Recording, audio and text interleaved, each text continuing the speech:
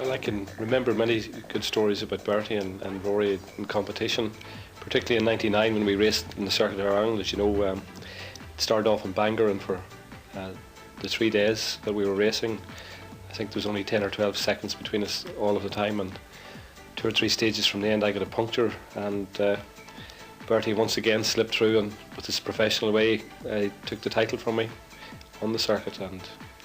But it was a great race. It was one of the toughest battles I certainly was ever in, and at the end of the day we both went to the bar and had a few beer and a meal together, and that's what it's all about. It was Circuit of Ireland time again at Easter, and this one would be a classic. Number 1, the 5 times Tarmac champion Austin McHale. Number 2 was 3 times Circuit of Ireland winner Bertie Fisher. 3 was the new kid on the block, Ian Greer. At 4, a dark horse perhaps, Eamon Boland. And we would be in number 5's territory on the first day, Andrew Nesbitt. Now here's one to watch. Armagh man Andrew Nesbitt may only need James O'Brien's instructions as a reminder on the first day, as the organisers have kindly placed the Good Friday loop of 6 stages in Andrew's homeland. Once he gets into Armagh, he flies. 4 seconds up on stage 2, 5 on stage 3. He's checked back by Fisher on stage 4, but he leads the rally by 6 seconds into Newry. Stage 6, the multiple champion is 3rd fastest. But then comes stage 7, Black Hill.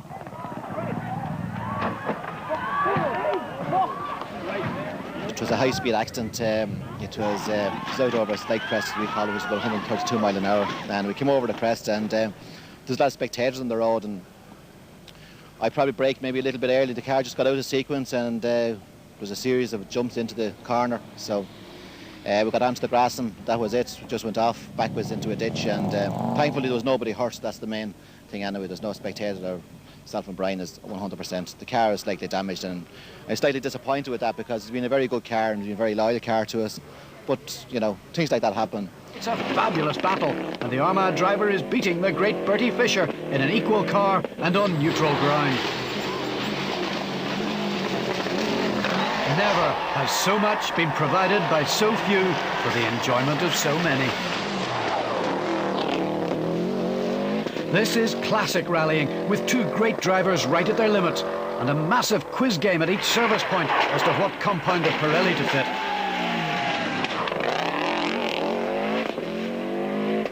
Yeah, it's been a tough all day out there. We've had, what, 75 miles of stages, and it's been just a big battle with Andrew and myself and a few of the other boys behind Ian Greer and so on, and there's been very, very little in it. Andrew's had 6 seconds off us over the whole day today, so it's all very, very tight. And easy left.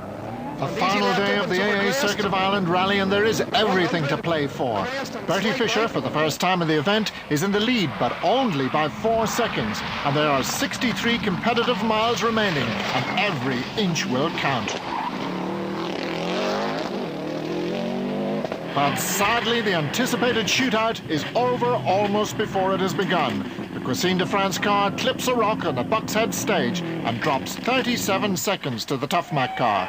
It's all over, bar the champagne.